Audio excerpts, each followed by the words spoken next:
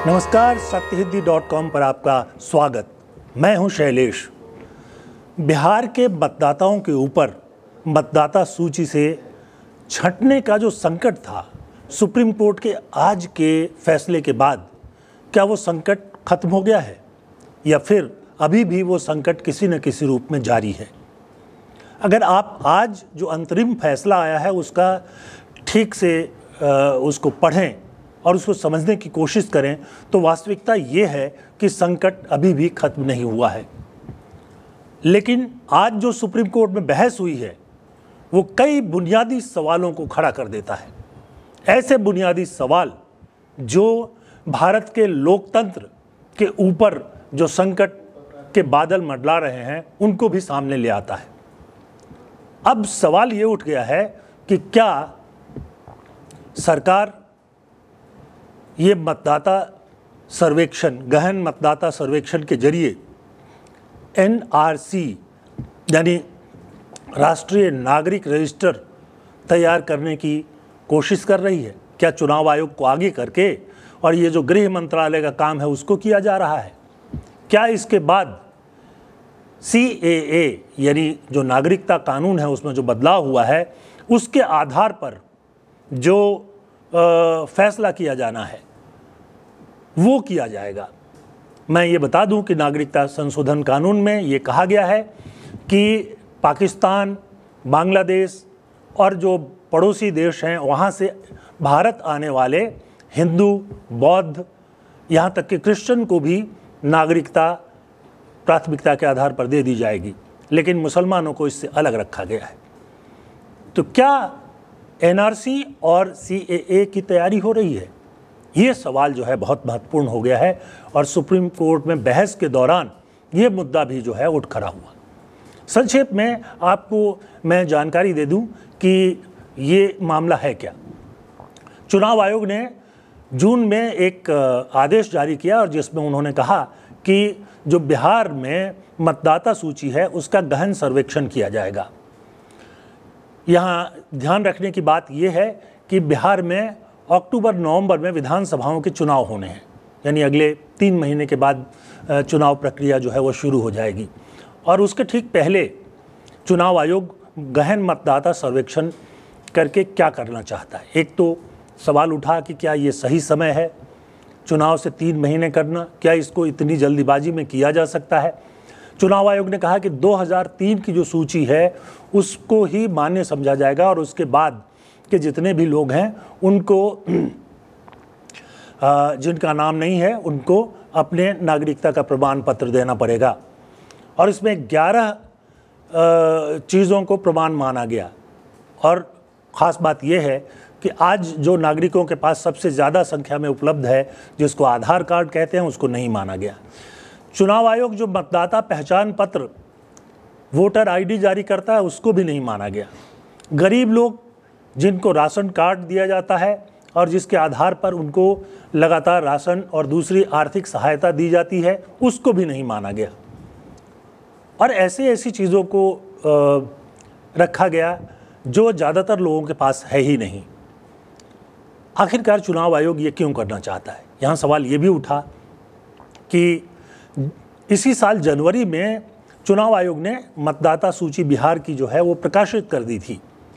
और आमतौर पे जब ये एक बार मतदाता सूची प्रकाशित करते हैं तो उसके बाद उसमें से कुछ लोग जो बाद में वालिग होते हैं उनका नाम मतदाता के रूप में रख दिया जाता है। कुछ जो बाहर से आते हैं उनका भी नाम मतदाता में, जो 1 साल की अवधि पूरी कर चुके हैं उनका भी नाम आ जाता है। और जो जिनकी मृत्यु हो गई है या वो राज्य को छोड़ के चले गए हैं उनका नाम काट दिया जाता है। पर मतलब मामूली फेरबदल हुआ करता है। इस तरह का काम जो है ठीक चुनाव से पहले महाराष्ट्र में हुआ था, जिसको लेकर राहुल गांधी ने आरोप लगाया है कि वहाँ वोटों की चोरी की गई। जो जिन इलाकों में विपक्ष को वोट मिलता था उन वहाँ के लोगों को वोटर लिस्ट से काट दिया गया और कुछ नए नाम शामिल किए गए जिनके बारे में कहा गया कि ये तो बीजेपी के मतदाता हैं। ये विवाद चल ही रहा था कि चुनाव आयोग इस नए विवाद पर पहुंच गया और इसको कई नागरिक अधिकार संगठनों और दूसरे लोगों ने जो है वो सुप्रीम कोर्ट में चुनौती दी और आज उसकी पहली हियरिंग थी। इस पहली हियरिंग में चुनाव आयोग ने दो तीन बातें नोट की। एक तो उन्होंने कहा कि मतदाता सूची का अगर आप सर्वेक्षण करना चाहते हैं, गहन सर्वेक्षण करना चाहते हैं, तो चुनाव आयोग को अधिकार है तो वो कर सकता है, लेकिन ये वक्त नहीं है। ये वक्त नहीं है जिस वक्त की आप चुनाव की घड़ी आ गई है और तब आप उसका गहन सर्वेक्षण कर रहे हैं। तो पहला तो समय को लेकर ये सवाल उठा। दूसरा जो मुद्दा उठा वो ये कि जिन चीज़ों को आप वहाँ के नागरिक होने के का प्रमाण मांग रहे हैं वो तो लोगों के पास है नहीं। तो सवाल ये उठा कि आधार या वोटर कार्ड या राशन कार्ड को क्यों नहीं मान रहे हैं। सुप्रीम कोर्ट का जो ऑब्जर्वेशन है इस मामले में बहुत महत्वपूर्ण है। सुप्रीम कोर्ट ने एक ऑब्जर्वेशन में कहा, आप यानी चुनाव आयोग लिस्ट में किसी का नाम सिर्फ देश की नागरिकता साबित होने के बाद करेंगे तो फिर ये बड़ी कसौटी होगी। यह गृह मंत्रालय का काम है, जो मैं कह रहा था NRC। आगे सुप्रीम कोर्ट ने कहा आप उस पर मत जाइए, आपका काम नहीं है। तो आप समझिए कि सुप्रीम कोर्ट भी उसको संदेह की नज़र से देख रहा है कि कहीं ये नागरिकता प्रमाण पत्र ले करके और फिर नागरिकता रजिस्टर तैयार करने की बात तो नहीं की जा रही है। मैं कहता हूँ कि नागरिकता रजिस्टर तैयार करना चाहिए और सरकार उसके बारे में खुले तौर पर सुझाव आमंत्रित करे और उसके बाद एक रजिस्टर बने। दिक्कत क्या है? नागरिकता रजिस्टर जो है आज़ादी के बाद भी एक बार बनाया गया था, उसके बाद कभी उसको बनाने की ज़रूरत नहीं महसूस की गई और नहीं बनाया गया। तो आज अगर सरकार महसूस करती है तो बनाए। और ये जो असम में नागरिकता को लेकर के विवाद है वो आज़ादी के तुरंत बाद भी, बल्कि आज़ादी के पहले से ही वो विवाद चल रहा था और उसमें जो भी संशोधन या व्यवस्था करनी थी वो की गई थी। तो अब सवाल ये उठता है कि क्या चुनाव आयोग जो है वो अब NRC के लिए काम कर रहा है, यानी सरकार जो चाहती है वो कर रहा है।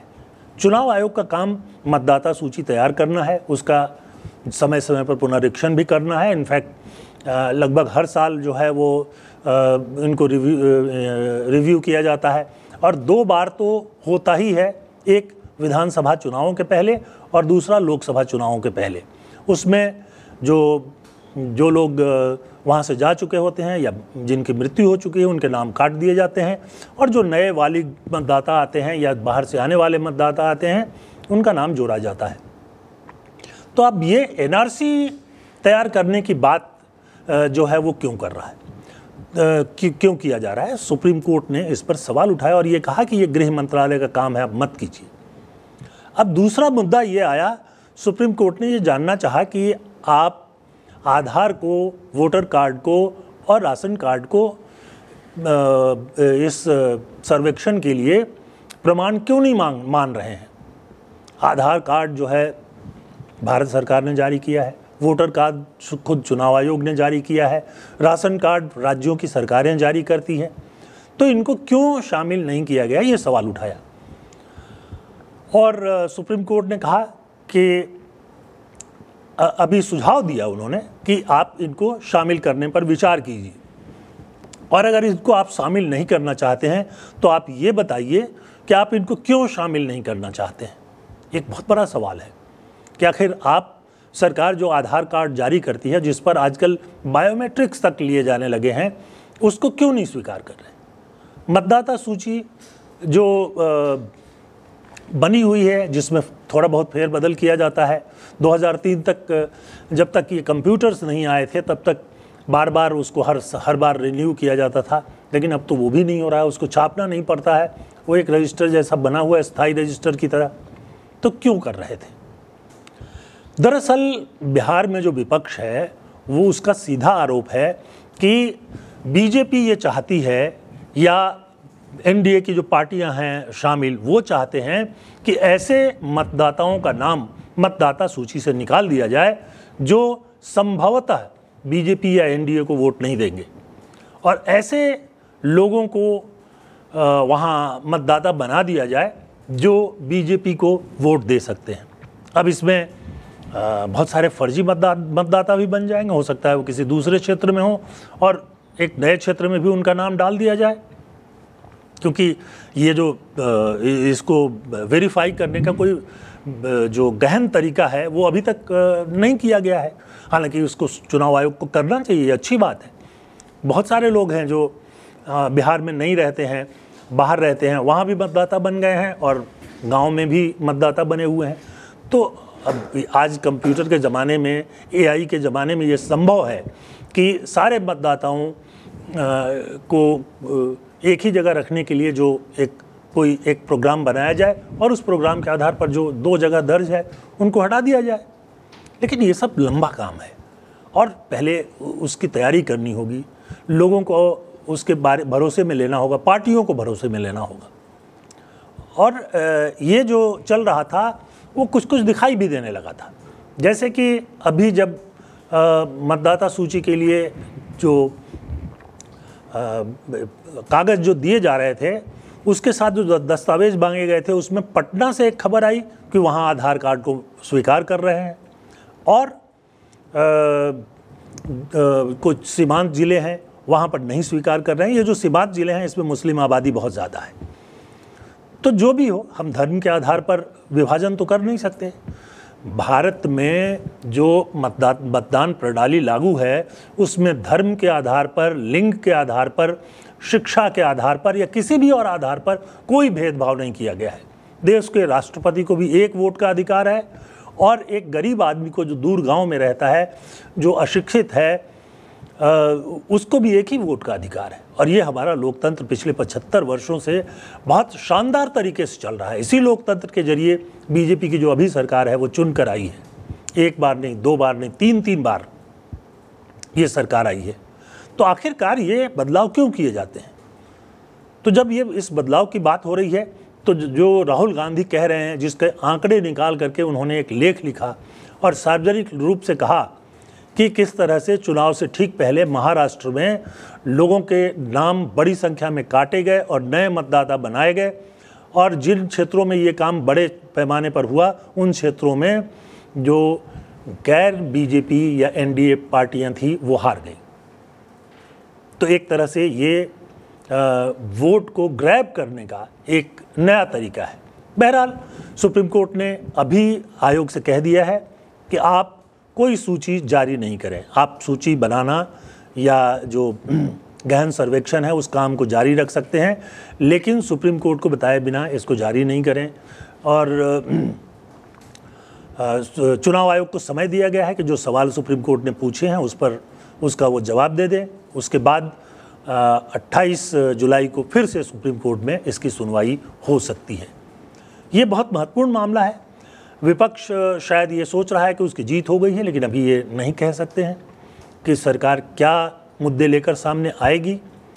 आपको पता ही है कि अभी 9 जुलाई को बिहार में व्यापक रूप से इसका विरोध प्रदर्शन हुआ, हर जिले में हुआ। तो उसका भी दबाव शायद सरकार महसूस करे या चुनाव आयोग महसूस करे, लेकिन अभी तक चुनाव आयोग के रुख में कोई बदलाव दिखाई नहीं दे रहा है। और इसलिए अभी तक हम नहीं कह सकते हैं कि अब जो बिहार के मतदाता हैं वो सुरक्षित हो गए हैं और वहाँ कोई बदलाव नहीं होगा। तो आज के इस प्रोग्राम में बस इतना ही। आप हमारे इस प्रोग्राम में अंत तक बने रहे उसके लिए बहुत बहुत धन्यवाद। लेकिन एक अनुरोध और है कि सत्य हिंदी का जो ऐप है उसको डाउनलोड कर लीजिए। उसमें आप हमारे प्रोग्राम जो है उनको बेहतर तरीके से देख सकते हैं। और इसके साथ साथ अगर आपने बेल आइकन अभी तक नहीं बजाया है तो बजा दीजिए, ताकि आपको हर प्रोग्राम के बारे में तुरंत सूचना मिल सके। और अपनी प्रतिक्रिया भी ज़रूर दीजिए। आप हमारी राय से, हमारी बातों से सहमत नहीं हैं तो भी अपनी प्रतिक्रिया दीजिए, हम उसका स्वागत करेंगे। तो आज के लिए बस इतना ही। नमस्कार।